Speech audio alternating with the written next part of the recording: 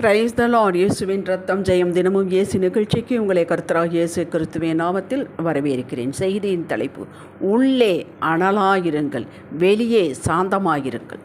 ஆதார வசனம் அப்போஸ்தலர் 20:24 வசனம். ஆகிலும் அவைகளில் ஒன்றையும் குறித்து கவலைப்படேன். என் பிராணனையும் நான் அருமையாக எண்ணேன். என் ஓட்டத்தை சந்தோஷத்தோடு முடிக்கவும் தேவனுடைய கிருபையின் சுவிசேஷத்தை பிரசங்கம் பண்ணும்படிக்கு நான் கர்த்தராகி இயேசுவிடத்தில் பெற்ற ஊழியத்தை நிறைவேற்றுமே விரும்புகிறேன். கிறிஸ்துவுக்குள் வைராக்கியம் கொண்டவர்களே, பவுல் அடிகளாருடைய வரலாறு நாம் அறிந்ததே. அப்போஸ்தலர் 9ஆம் அதிகாரத்தில் அவர் இன்ட்ரடியூஸ் ஆகிறார். அதற்கு முன்பாகவே அப்போஸ்தலர் 7ஆம் அதிகாரத்தில் ஸ்தேவானின் கொலைக்கு இவரும் காரணமாயிருந்தவர். கிறிஸ்துவ மார்க்கத்தை அழிக்க எழுந்தவர், கிறிஸ்தவர்களை துன்பப்படுத்தினவர், சிறையில் போட்டவர், சிறையில் போட காரணமாயிருந்தவர். கர்த்தர் சந்தித்தார், மடை மாற்றினார்.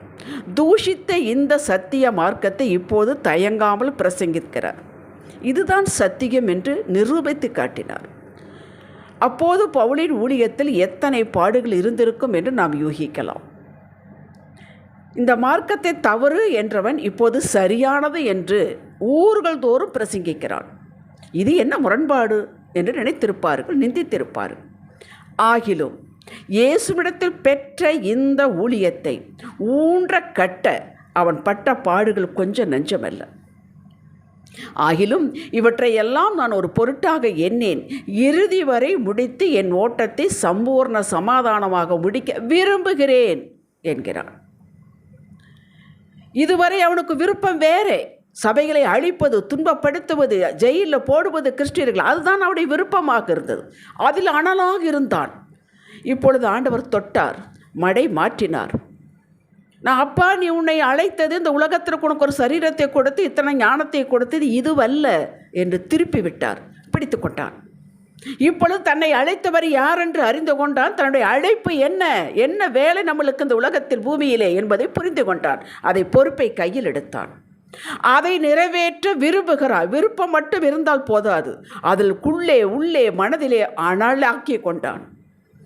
எனக்கு கிறிஸ்து தான் என்னை அழைத்தார், அவர்தான் எனக்கு ஒரு வேலையை பொறுப்பை கொடுத்திருக்கிறார். அந்த சத்திய மார்க்கத்தை, கிருபையின் மார்க்கத்தை உலகங்கிற சொல்ல வேண்டும், சபைகள் ஸ்தாபிக்கப்பட வேண்டும். அப்படி பொறுப்பை கையில் எடுக்கும் பொழுது பிசாசு சும்மா இருக்க மாட்டான், எல்லாம் கொண்டு வருவான், தடைகளை கொண்டு வருவான்.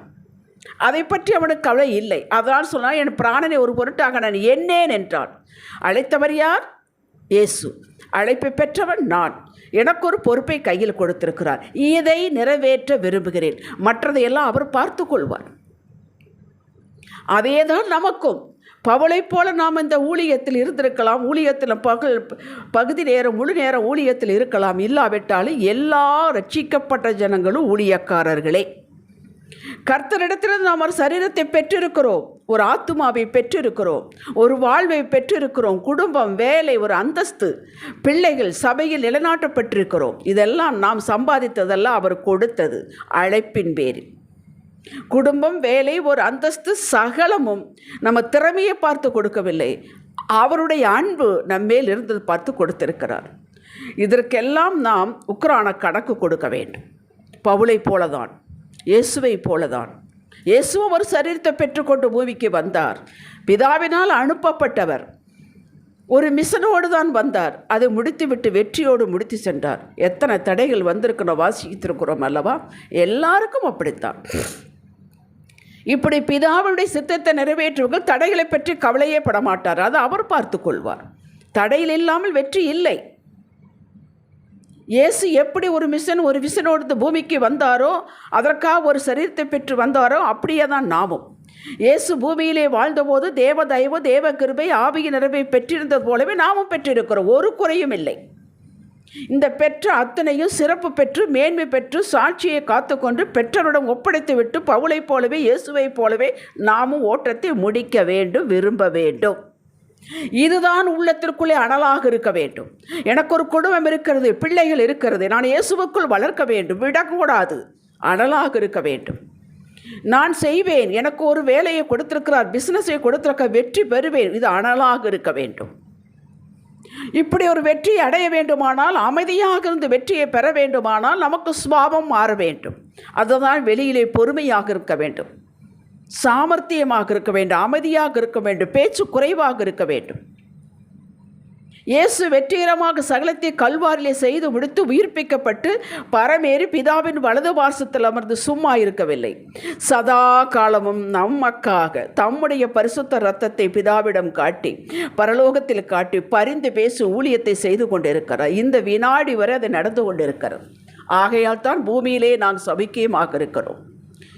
எங்கெங்கே சபிக்கியம், இத்தனை பிரச்சனை, அது இருக்கட்டும். வீட்டுக்கு வீடு வாசப்படி உண்டு, யாருக்கு இல்லை? யாருக்கு உபத்திரம் இல்லை? யாருக்கு துக்கம் இல்லை? சொல்லுங்கள். பவுலாகட்டும் இயேசுவாகட்டும் பெற்ற ஊழியத்தை பொறுப்பை நிறைவேற்ற அவருடைய பாதை சாதாரணமாக பூவின் மேல் நடப்பது போல இருக்கவில்லையே. அற்புதமான புதிதும் ஜீவனமான மார்க்கத்தை உண்டு பண்ணி வைத்துவிட்டு அதில் நடப்பதற்கு நமக்கு ஆலோசனை சொல்லவும் துணையாக நிற்கவுமே இப்போது நமக்குள் இருக்கிறார். அவர்கள் பட்ட பாடு நாம் பட வேண்டிய அவசியம் இல்லை. அவர்கள் அஸ்திவாரம் போட்டு கொடுத்தார்கள், நாம் அதன் மீது கட்டடம் கட்டுகிறோம். அஸ்திவாரம் போடுவதுதான் கஷ்டம். அவர்கள் பட்ட பாடு நாம் பட வேண்டிய அவசியம் இல்லை. ஆகிலும் பாடுகள் உபத்திரங்கள் உண்டு. உலகத்தில் இருக்க வரை, கண்ணு மூடு வரை நமக்கு உண்டுங்க. அதை நாம் ஏற்றுக்கொள்ள வேண்டும். யோவான் 16:33. நான் உலகத்தை ஜெயித்தேன் என்று வாக்கியத்தை நிறைவாகிறது. அதற்கப்புறம் ஏது நான் உலகத்தை ஜெயித்தேன். அப்படி என்றால் என்ன? எத்தனை பிரச்சனைகள் பாடுகள் இருந்தால் இயேசு உங்களோடு இருக்கிறாரா? அதுதான் முக்கியம். இயேசு உங்களோடு இருந்தால் நீங்கள் ஜெயம் பெறுகிறவர்கள். அவர் பார்த்து கொள்வார். உங்கள் டிரைவர் சீட்டில் அவரை உட்கார வையுங்கள். வாழ்க்கை எப்பொழுதுமே படகு, தண்ணீரில் போகும் படகுக்கு ஒப்பிடுகிறார்கள். படகில் அவரை படகோட்டியாக வையுங்கள். புயல் வரும், காற்று வரும், எல்லாம் வரத்தான் செய்யும். அவர் இருக்கிறாரே, பார்த்து கொள்வார். இதற்கு நாம் அவரோடு எப்போது இணைப்பில் இருக்க வேண்டும். இந்த இடத்தில் தான் நாம் ஆறிவிடுகிறோம், தோற்று விடுகிறோம், தொய்ந்து விடுகிறோம். பிரச்சனையை பார்த்து கொண்டே அவரை விட்டு விடுகிறோம். பிரச்சனையை காட்டில் அவர் பெரியவர். உலகத்தில் இருக்கிறவை காட்டில் உங்களுக்குள் இருக்கிறவர் பெரியவர். அவர் ஜெயித்தவர், ஜெயமெடுக்க வைக்கிறவர். இவைகளெல்லாம் ஒன்றுமில்லை. அவர் முன்பாக இது ஒன்றுமே இல்லை. காற்றையும் கடலையும் அடக்கினவர், கடலுக்குள்ளேயே பாதையை போட்டு கொடுத்தவர். அவர் எப்பேற்பட்ட தேவன்! அவர் ஆதியும் அந்தமுமானவர், அல்பா ஒமேகா ஆனவர். அவருக்கு முன்பாக எதுவும் நிற்க முடியாது. அவர் சகலத்தையும் செய்ய வல்லவர். ஹல்லேலூயா! அப்படிப்பட்டவர் உங்களுக்குள் இருந்தால் போதும். பெற்ற பொறுப்புகள் நிறைவேற்றி முடித்தல், இதற்கு தேவ தயவு, இரக்கம், கிருபை, ஞானம் எல்லாம் உங்களுக்கு கொடுக்கப்பட்டிருக்கிறது. தாயின் கருவில் நம் கருவாக உருவாகி இருக்கும் போதே கருவிலேயே நம்மளை சந்தித்த தேவன் இதையெல்லாம் அதற்குள் வைத்து விட்டார். இருந்தும் காலைதோறும் புதிய கிருபைகள், பெற்ற பொறுப்புகளை நிறைவேற்ற இந்த இடத்தில் தான் செய்தியும் வாழ்வும் சூடு பிடிக்கிறது. இதை நடத்த முடியாதபடி பிசாசு சூழ்நிலைகளை உருவாக்கி அல்லது மனிதர்கள் மூலமாக பலவீனமான மன எண்ணங்களையும் தடயங்களையும் வழியில் போடுகிறான். ஒவ்வொரு நாளும் போடுகிறான். அது மன உளைச்சலை கொடுக்கிறான் அல்லது வேறு வகையில் கொடுக்கிறான். அது நாம் அறிந்திருக்க வேண்டும். இருக்கட்டும், கர்த்தர் பார்த்து கொள்வார். இங்கே தான் ஏன் தடுமாறுகிறோம்? பெரியவரை விட்டுவிட்டோம். அவர் உள்ளுக்குள்ளே தான் இருக்கிறார். இவைகளும் உள்ளுக்குள்ளே தான் வருகிறது. வரட்டுமே, அவர் பார்த்துக்கொள். யுத்தம் கர்த்தருடையது. 1 சாமுவேல் 17:47 வாசித்துப்பார். ஒரு சின்ன பையன் தாவீது சொல்கிறான், பட்டயத்தாலும் ஈட்டியாலும் அவர் யுத்தம் செய்கிறவர் அல்ல, யுத்தம் கர்த்தருடையது. அவர் பட்டயத்தால் ஈட்டியால் ரட்சிக்கிறவர் அல்ல. உங்களை என் கையில் ஒப்பு கொடுப்பார் என்று சொன்னால் அப்படியே நடந்ததே. அப்படி பிரச்சனைகளும் கையில் ஒப்பு கொடுப்பார். நீங்கள் அமைதியாக அவரோடு சாட்டி விட வேண்டும். பிரச்சனைகளையும் அவரையும் சாட்டி விட வேண்டும், இணைத்து விட வேண்டும். முன்னேறுவேன் என்றான் தாவீது, முன்னேறினான். இயேசு எங்களோடு இருக்கிறார். தேவ தயவு, பலன், கிருபை எங்களுக்கு போதுமானது. ஜெயிப்பேன் என்று சொல்லுங்கள், ஜெயித்து கொண்டே இருப்பேன் என்று சொல்லுங்கள். ஜெயம் எடுப்பது என்ன? பிஸ்னஸில் முன்னேறி 10-15 வீடு கட்டுவதல்ல. வாழ்க்கையிலே மேற்கொள்ள வேண்டும். பிரச்சனைகளை மேற்கொள்வது ஜெயம். ஒவ்வொரு நாளும் பிரச்சனைகளை மேற்கொள்ள வேண்டும். குடும்பத்தில் மேற்கொள்ளுங்கள். ஆர்குமெண்ட் வருகிறது, அமைதியாக போய்விடுங்கள், இங்கு ஜெயித்தீர்கள்.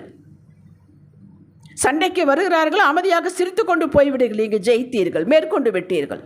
ஒவ்வொன்றையும் உங்களை பற்றி அப்படி சொல்லுகிறார்கள், இப்படி சொல்லுகிறார்கள். அப்படியா? சரி, பார்த்துக்கொள்வோம். அவர்களுக்கு தீனி போடக்கூடாது. நீங்கள் ஜெயித்தவர்கள், நீங்கள் மேற்கொண்டவர்கள். வெற்றியோடு ஓட்டத்தை முடிப்பேன் என்ற ஆனல் உங்களுக்குள்ளே இருக்க வேண்டும். இந்த பிரதிஜ்ஞை உள்ளே எழும்பி நிற்க வேண்டும். அதை அமர விடக்கூடாது, குளிர்ந்து விடக்கூடாது. இதுதான் வாழ்வு, இதுதான் நல்ல போராட்டம். அதை உள்ளே இருப்பதை அவர் பார்க்கிறார், உங்களுக்கு உதவி செய்கிறார். வெளியே பொறுமை, சாந்தம் காட்ட வேண்டும். ஏன்? அதை அடைவதற்காக. உள்ளே அனலாயிருக்க வேண்டும். அவரோடு பாடுபட்டால் அவரோட கூட ஆளுகை செய்யலாம். 2 தீமோத்தேயு 2 அதிகாரம் 10 to 14 வரை நேரம் எடுத்து வாசித்து பாருங்கள். உள்ளே நீங்கள் வைராக்கியமாக எழும்பி நிற்கிறதையும் வெளியே சாந்தமாக இருப்பதையும் கர்த்தர் கவனிக்கிறார்.